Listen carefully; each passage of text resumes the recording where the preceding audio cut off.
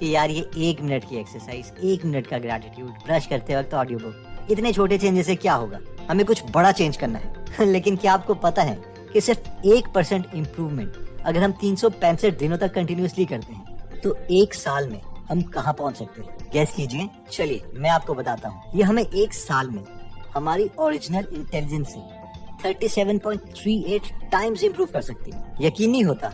ये रही Google sheet में कैलकुलेशंस। बस हर एक रो को हमने 1% से इंक्रीज किया है और 365 डेज में हम 37.78 टाइम्स इम्प्रूव हो जाते हैं। अगर 1 और साल हम ये 1% इम्प्रूवमेंट कर दें तो हम इनिशियल पोजीशन से 1427 टाइम्स इम्प्रूव कर जाएंगे। और ये है कंपाउंडिंग की ताकत। इसके बाद लॉ नंबर 2 आता है जो कहता है मेक इट अट्रैक्टिव। जब जूडिथ 15 साल की एज में चेस की फास्टेस्ट प्लेयर बनी और उसने ग्रैंड मास्टर का टाइटल जीता, इस पर वर्ल्ड चैंपियन गैरी कैस्परोव ने कहा, हाँ ठीक है ये लड़की टैलेंटेड है, बट आफ्टर ऑल है तो ये लड़की ही, और लड़कियां ज्यादा दिन तक जीत नहीं सकती। बट इस 15 साल की लड़की ने कुछ सालों के बाद इस वर्ल्ड चैंपियन कैस्परोव को खुद हरा दिया। एनीवेज, पॉइंट ये है कि जूडिथ इतनी अच्छी चेस में कैसे बनी। तो ये स्टोरी स्टार्ट होती है जूडिथ के फादर लेस्लो से, जो कि एक ऐसी औरत ढूंढ रहे थे जो उनके साथ शादी कर ले ताकि वो दोनों मिलकर अपने बच्चे पर एक्सपेरिमेंट करें। बहुत सी लड़कियों ने उन्हें इसके लिए मना कर दिया था, लेकिन एक टीचर जिसका नाम क्लैरा था वो इस बात के लिए मान गए। दोनों ने शादी कर ली और उनकी पहली बेटी हुई जिसका नाम था सुजैन। लेस्लो ये प्रूव करना चाहते थे कि टैलेंट वैलेंट कुछ नहीं होता, बस अपना एनवायरनमेंट चेंज कर दो और बहुत मेहनत कर लो। इसलिए उन्होंने इसे प्रूव करने के लिए चेस को चुना कि वो अपनी बेटी को चेस प्लेयर बनाएंगे। उन्होंने अपने घर में चेस की बुक्स रख ली, हर जगह चेस ग्रैंड मास्टर्स के पोस्टर्स लगा दिए और अपनी फैमिली को चेस प्लेयर्स की स्टोरी पढ़ के सुनाने लगे, जिससे उनकी बेटी चेस की तरफ बहुत इंक्लाइंड हो गई और हर वक्त चेस ही खेलती रहती। एक दिन तो लेस्लो ने अपनी बेटी को कहा, बस करो अब, छोड़ दो चेस को, सो जाओ।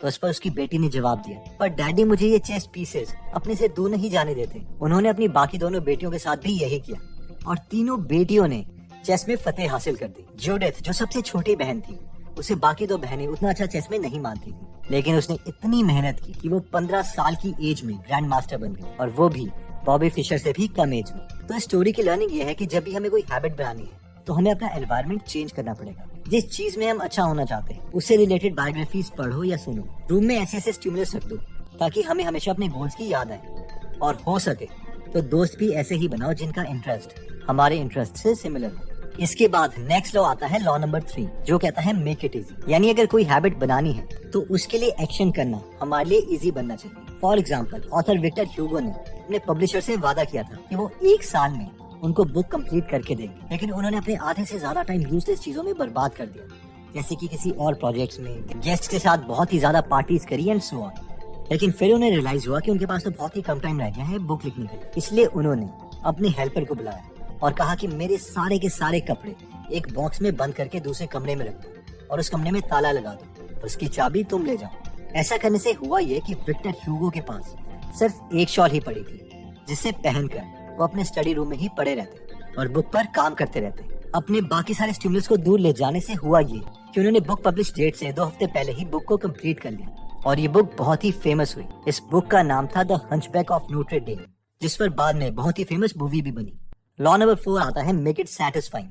ऑथर जेम्स क्लियर बोलते हैं कि कोई भी नई हैबिट बनाने में सबसे बड़ी प्रॉब्लम ये आती है कि उस हैबिट से जो हमें रिवॉर्ड मिलना है वो बहुत दूर है। फॉर एग्जाम्पल, आज अगर अच्छा हम खाना खाते हैं तो वेट आज कम नहीं होगा बल्कि अगले 5-6 महीनों में होगा। या फिर अगर हर रोज हम टूथ ब्रश करते वक्त गीगल ऐप को सुनते हैं तो आज ही हमारी साइकोलॉजी की इंप्रूवमेंट्स नहीं होगी, बल्कि 1-2 महीने में हमें हमारे थॉट प्रोसेस में चेंज दिखाई देगा। तो इसीलिए हमें खुद को रिवॉर्ड जल्दी देना पड़ेगा। फॉर एग्जाम्पल, एक कपल ने पैसे वेस्ट करने की हैबिट को तोड़ना था, तो वो जानते थे कि उन्हें इसके लिए खुद को इमीडिएट रिवॉर्ड देना पड़ेगा। तो इसके लिए उन्होंने एक अलग से सेविंग अकाउंट खोला और एक दूसरे को कहा कि ठीक है, जब भी हमारा मन कुछ यूजलेस चीज खरीदने को करे और अगर हम खुद को रोक पाए तो हम उतना पैसा इस अकाउंट में डालते रहेंगे। अब इससे हुआ ये कि अगर वाइफ को कॉफी पीने का मन करता और वो खुद को रोक लेती तो वो कॉफी के पैसे 100 रुपए उस अकाउंट में ट्रांसफर कर देती। वैसे ही हस्बैंड भी करता और थोड़े टाइम के बाद ये इंस्टेंट रिवॉर्ड सिस्टम उनके लिए गेम की तरह बन गया और इससे बहुत पैसे सेव होने लगे। तो चलिए इस वीडियो को जल्दी से रिवाइज कर लेते हैं। तो इस वीडियो में हमने सबसे पहले देखा कि किसी भी हैबिट को बनाने या तोड़ने में 4 कंपोनेंट्स होते हैं और ये 4 कंपोनेंट्स हैं Q, craving, response and reward. जिसमें हमने चॉकलेट बॉक्स का एग्जाम्पल लिया था कि जब हमें चॉकलेट बॉक्स दिखेगा तो वो हमारे लिए क्यू है, जिसके बाद हमें उसे खाने की क्रेविंग होगी उसके बाद हमारा रिस्पॉन्स होगा, यानी हम उसे खाएंगे, और फाइनली उसके टेस्ट से हमारे माइंड में डोपामिन रिलीज होगा जो हमारा रिवॉर्ड होगा। इसके बाद हमने 4 लॉस देखे थे जो कि इन्हीं 4 चीजों से बने। पहला था लॉ 1 जो क्यू पर डिपेंडेंट है, यानी अगर हमें हैबिट बनानी है तो हमें कुछ इस तरीके से हैबिट रखनी पड़ेगी कि हमें वो हैबिट याद आ जाए। जैसे कि टूथब्रश करते वक्त हमें गूगल एप्लीकेशन में बुक सुननी है।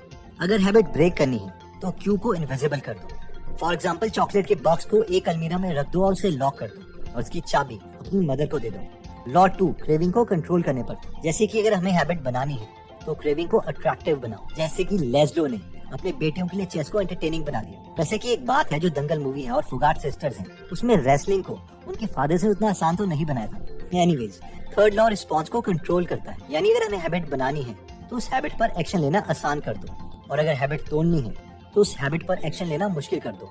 इसमें हमने ऑथर विक्टर ह्यूगो की स्टोरी देखी कि कैसे उन्होंने खुद के कपड़ों को छुपा के काम करना इजी कर दिया और यूजलेस एक्टिविटी को अवॉइड करना आसान हो गया। Finally fourth law habit forming के चौथे कंपोनेंट को कंट्रोल करता है, जो कि था रिवॉर्ड। अगर हैबिट बनानी है तो रिवॉर्ड को सेटिस्फाइंग बनाओ, और अगर तोड़नी है तो रिवॉर्ड से हमें दुख होना चाहिए। जिसमें हमने कपल का एग्जांपल देखा था कि एक्चुअल में वो लोग कितने पैसे सेव कर रहे हैं। इसके लिए उन्होंने एक अलग से अकाउंट खोला था और इस इंस्टेंट रिवॉर्ड से दोनों की सेव करने की हैबिट बन गई। दोस्तों, अच्छी हैबिट बनानी और बुरी हैबिट तोड़ना बहुत बहुत इंपॉर्टेंट है। और अगर कोई हमारा फ्रेंड या फैमिली मेंबर इस प्रॉब्लम से जूझ रहा है तो ये वीडियो हम उनके साथ शेयर कर सकते हैं और उनकी हेल्प कर सकते हैं। और हाँ, अगर रीडिंग हैबिट बनानी है तो गूगल ऐप का लिंक हमने डिस्क्रिप्शन और फर्स्ट कमेंट में दिया हुआ है। एनीवेज दोस्तों, अगर आप ऐसी नॉलेजेबल वीडियोस मिस नहीं करना चाहते तो सब्सक्राइब करने के बाद बेल का बटन दबाना मत भूलिएगा। आप कमेंट करके ये भी बता सकते हैं कि आप नेक्स्ट वीडियो किस टॉपिक पर चाहते हैं। जल्द ही हम आपसे दोबारा मिलेंगे। जय हिंद।